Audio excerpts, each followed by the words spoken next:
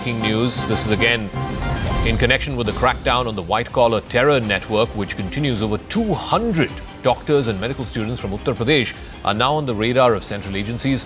According to sources, Dr. Shaheen, who is the lady doctor and who has now been apprehended, had apparently built a network spanning several countries, including Pakistan, and they were in touch with multiple Kashmiri doctors and students, some reportedly linked to official elements within the Pakistan deep state, official elements within the Pakistan army as well.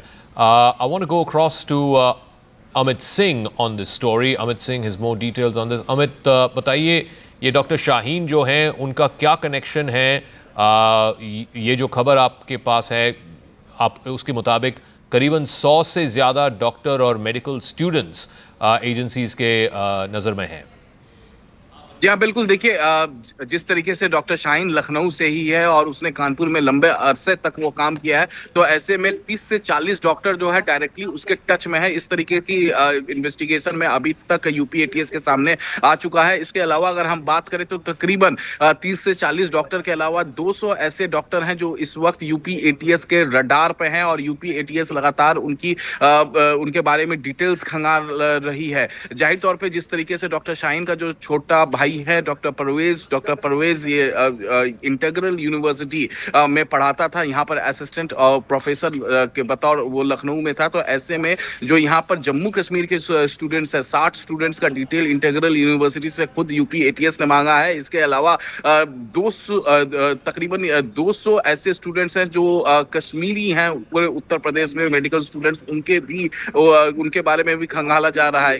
अगर इसके अलावा भी अगर हम बात करें तो 150 ऐसे स्टूडेंट्स हैं जो जिसे डॉक्टर परवेज पढ़ाया करते थे, तो वो भी स्टूडेंट्स के बारे में डिटेल्स खंगाल रही है यूपी एटीएस। तो जाहिर तौर पे जितने भी डॉक्टर्स जो आइडेंटिफाई अभी तक हुए हैं वो उनकी संख्या बताया जा रहा है कि तकरीबन 200 है और इनके बारे में डिटेल ले रही है यूपी एटीएस और केंद्रीय एजेंसीज यानी सेंट्रल एजेंसीज और खंगाल रही है, क्योंकि जिस तरीके से लगातार जो है इन्वेस्टिगेशन का लिंक लखनऊ और उत्तर प्रदेश से निकलकर सामने आए हैं। Alright, Amit Singh, बहुत-बहुत धन्यवाद हमारे साथ जुड़ने के लिए। I want to go back to Lieutenant General Pandey on this point about this white-collar jihad, this white-collar terrorists.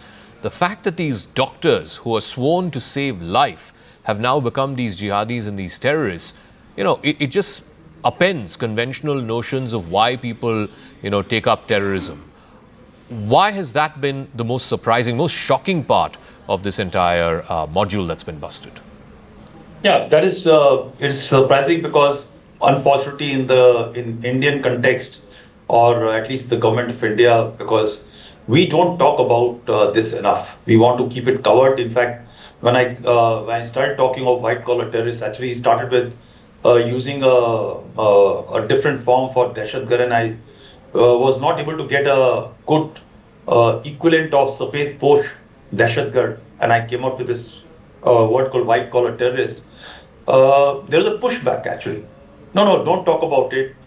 We have got a very broad-based term called OGW. We must look at it.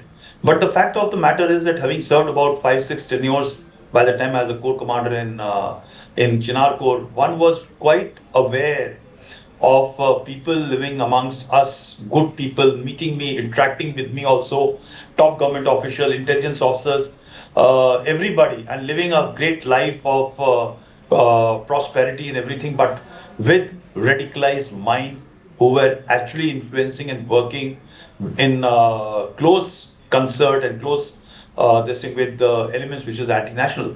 And we didn't want to talk about it because it didn't look nice.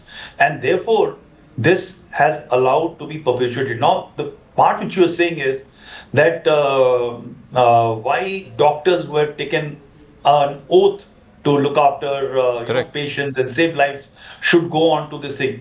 I want to put it otherwise, that there is a system in place that you identify people who are radicalized and thereafter you allow and ensure that they go and progress not only in the stream of the becoming a doctor, but in all elements which require for a society to function. And when you actually go back to that system, then you realize that these guys they may be intelligent, brilliant, but everybody has been nurtured from a time which is very early in life, at an age about 15, 16, 17, and thereafter they have been pushed and into this game.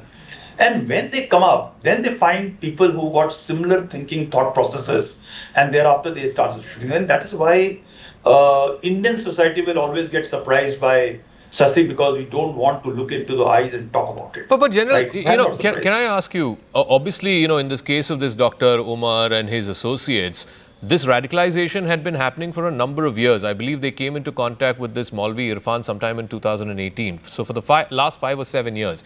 Now, obviously, these people don't live or function in a vacuum. There is a society around them. There are friends, there's family, there is associates, there are acquaintances, there is the institution where they were studying or working. How come nobody seemed to have a clue about it? No, I don't agree with you, Zaka, and I don't agree with anybody who says that we didn't have clue. Everybody has got a clue, right? The parents, when they're saying that for 4 years, my son and daughter, or my 2 sons, or my son has not been in touch, right? And they have not even filed an FIR. Do you think that they don't know what they're doing, right? Everybody has got a clue, right? Even the society has got a clue.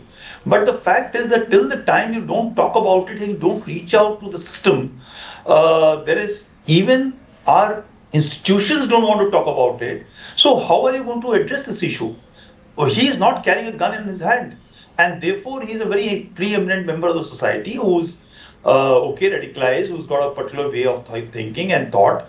And please look at Jammu and Kashmir, or just go over your social media profiling, you will find people who are talking of soft separatism so openly and so blatantly. The guy who's talking, or the lady or the woman who's talking of soft separatism, and is batting on this side or that side, do you think that they are sane people? They are not radicalized enough to do something of this nature? In case you pick up 100 such people, there are 5 to 10 people who will always come out and do the kind of activity these doctors were doing. Okay. You look at these institutions. Al-Falal institution has been raised. You look at the background of it. You mean that people, the organization, the UGC and everybody who's looking at all these degrees and all were not aware that this 7.5, the founder was having cases behind him. Where's the money coming from? Why the people are coming from a variety of countries to encourage? I think we need to talk. We need to look into the threat, into the radical elements, and call them out. General Pandey, thank you very much. As always, a fascinating conversation.